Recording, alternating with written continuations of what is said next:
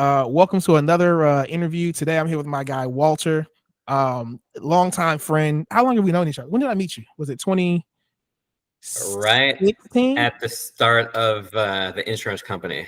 You were the interview. Yes. 2017. 2017. So we go back 7 years now. One of my best friends. I was honored to be a part of your wedding, brother. I will never do it again. I will never be a part of it. But I appreciate your time. And what I wanted to do today was just have a quick conversation, right? I think like you were legitimately the first person who I showed RPA to, right? And at the time, I think your response was like, I got other stuff I'm doing, right? And then things changed. And like we talked about it again. I think I may have showed it to you like for 30 minutes or so. I don't know. And then you took it and absolutely ran with it, right?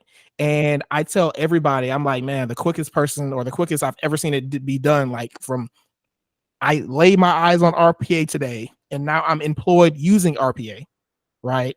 What was it? 3 weeks?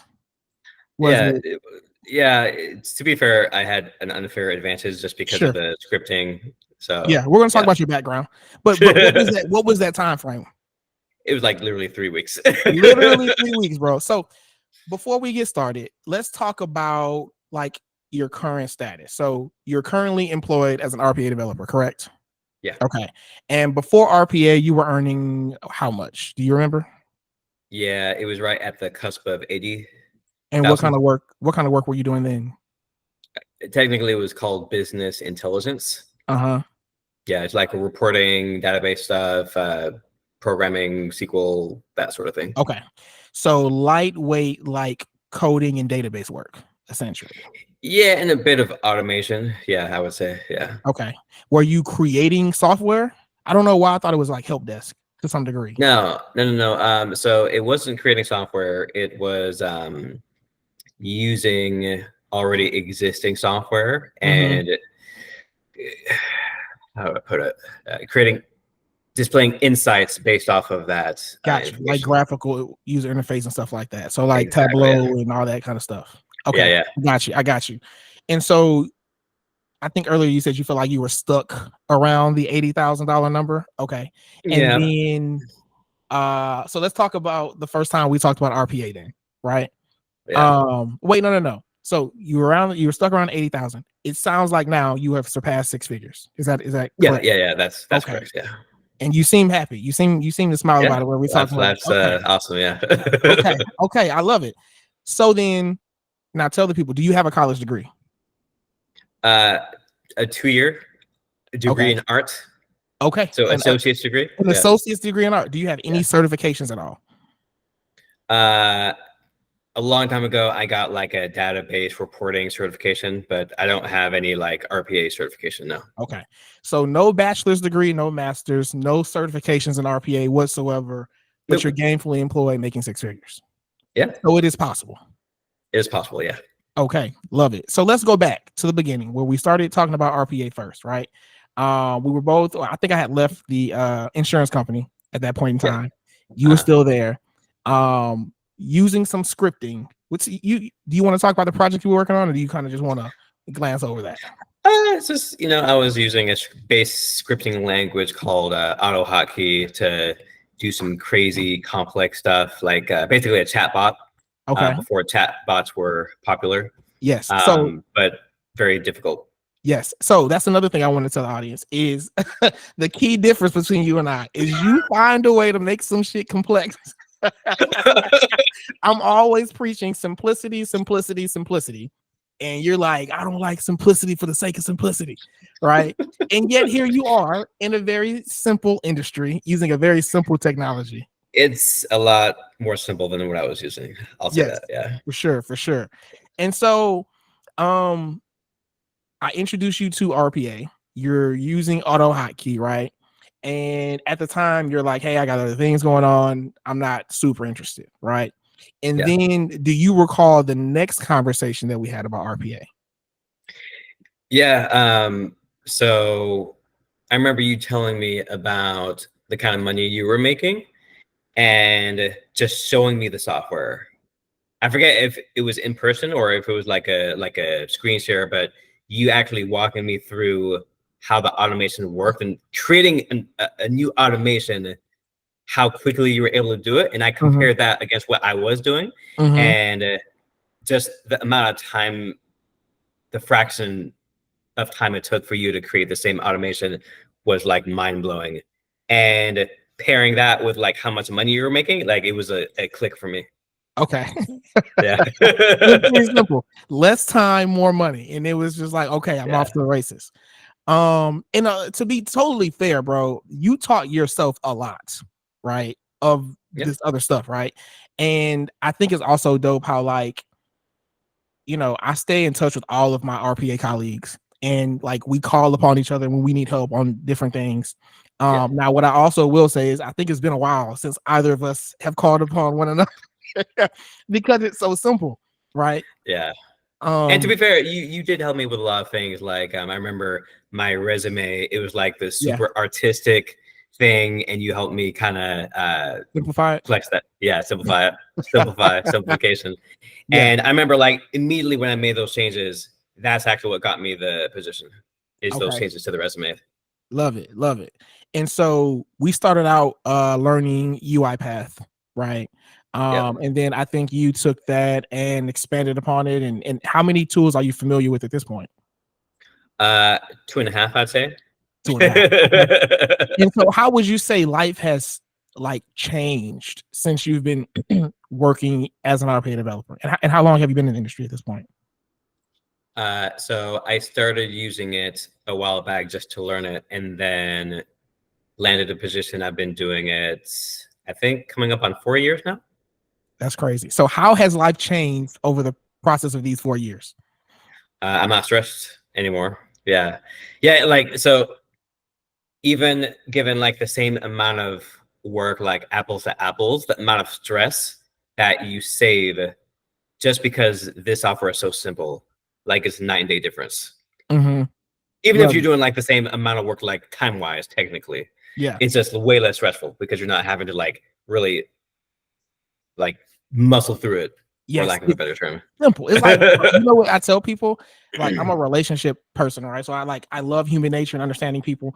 RPA is actually the easiest thing that I do all day. Like I feel like I can turn my brain off and kind of like just piece together logical puzzles, Yeah. and then click run and then just watch it all work. It's Yeah. great, bro. It's So amazing. I know you're a humble guy, right? I really like it if you could just flex and brag a bit, right? So this is what I really was asking when I was like, how has life changed for you? Bro, you bought your dream car, Yeah. right? This is what I'm looking for. How financially and not even financially, not financially, that's too much. Lifestyle wise, how has learning RPA and getting involved in the RPA industry changed your life? Well, my wife doesn't need to work. That's probably like the biggest thing for me Mm-hmm. is like she doesn't need to want for anything, basically. Mm-hmm. Number two, I was able to get, like you said, my dream car. Number three, I was able to move out of an apartment and get a townhouse, and that was amazing. Yeah. Now it's rented out and getting a second one, and I was able to put my meals on autopilot. I don't go to the grocery store anymore now that I can afford meal delivery. It just comes here, and I don't have to think Love it. about food. It's fantastic. After the pandemic, I told myself, hey, I'll never be without a gym again. So I got that tonal that's on the wall. So I have an Mm-hmm. in-home gym. So it's just life's very easy, and it's great. I love it. I love it. Not to mention your wedding, bro. That wedding was insane. That wedding was insane. It was insane. Now you don't have to. Are you comfortable talking about the dollar amount that was spent on that wedding? Close to the amount I make per year. Okay, close to 6 figures. Yeah. Bro, that's crazy. That's in freaking insane. I love it, brother. So lastly, before we wrap this up, I get a lot of people, right, who have a lot of limiting beliefs, right? And they think that, oh, I need a degree in order to get into tech, or I need a bunch of Nope. certifications, right, to get into Dude. tech. So my wife actually saw me doing RPA, and she joined. Well, I'm not sure if you're doing something separate with her, but she saw my success and she started going through your program. And I remember it took her what, like 6 months from start to finish to land her first position. Entry level, it was like 90 grand. I've never seen that in any other industry. And she Never. does not have a Bro, background in IT like I do. here's the thing. It wasn't 6 months, bro. It was not 6 months. It had to have been like 2. It had to have been like two super months short at most. And she Yeah. didn't. No, it was not. I promise you, it wasn't 6 months. It was not 6 months. And that's what I'm saying. Like people don't understand that like this is a skill set that like legitimately you could learn Anyone can learn. in a month Anyone or can two. learn it. No Yes. IT experience, you can learn it.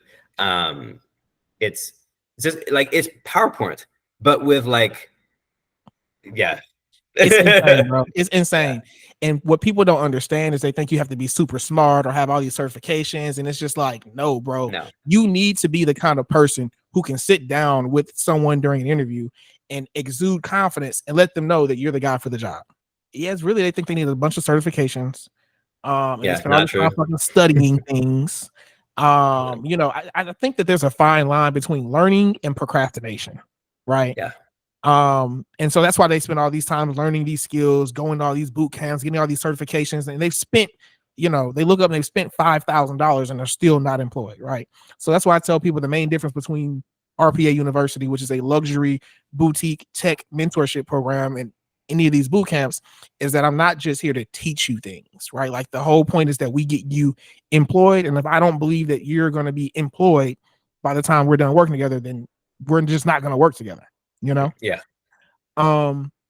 So what would you say is the most important factor about someone actually being successful and, you know, being good at RPA? Good question. I would say just honestly getting hands-on experience. Like a lot of people think, oh, to get into IT, I have to like learn this like labyrinth of text, like study a book, like I'm back in high school or college or something. Or memorize a bunch of stuff, but really it's just about opening the software, messing around with it, trying to figure out, tinker with it, and figure out like, okay, to get this thing to work, do X, Y, Z. And it's such a simple process. Just get hands-on experience. That's it. Yes. Meaning you go download any RPA tool and just for free, and just start poking around with it. And like legitimately, you'll accidentally learn how to build stuff. It really is that simple, right? Exactly. So talk to me about, you know, what do you think it takes to be successful during the interview process, right? Like we talked about what it takes to be successful, you know, to learn the software, but what do you think is necessary for someone to like land the job? Well, part of why the hands-on experience is so important is during the interview, they're going to throw out like random buzzwords that are important, like REF, you gotta know that.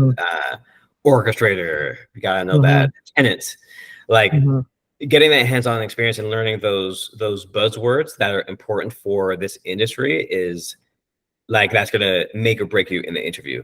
That and being confident in what you're saying, which also that confidence comes from that hands-on practice. Those two things I would say are most important. Okay. Yes, I agree. Being able to be the guy who can show up and say, hey, I've got extensive experience with this tool, right? Even though it's not necessarily professional experience, I know what the heck I'm doing. And I think that you should give me an opportunity, right? Exactly. Like that's legitimately it, being able to communicate that with confidence. All right, man. Walter, thank you for your time here and for educating the people. Lastly, would you recommend that someone work with me inside of RPA University? Simple, yes or no? Absolutely. Why do you say that? So you're a no nonsense type of person. There are a lot of coaches out there that they'll jerk you around or make you feel good about yourself. But I feel like you're the type of person that if you believe the person is not going to be successful, you'll say, hey, sorry, this is not going to work. Get out of my class. So like you're honest. You're honest. I'm not going to lie to you. Exactly. Yeah. Okay. So well, I appreciate that. All right, bro. Well, thank you for your time. I appreciate you coming, and much more success to you, bro. I appreciate you. Hey, thank you. I appreciate you.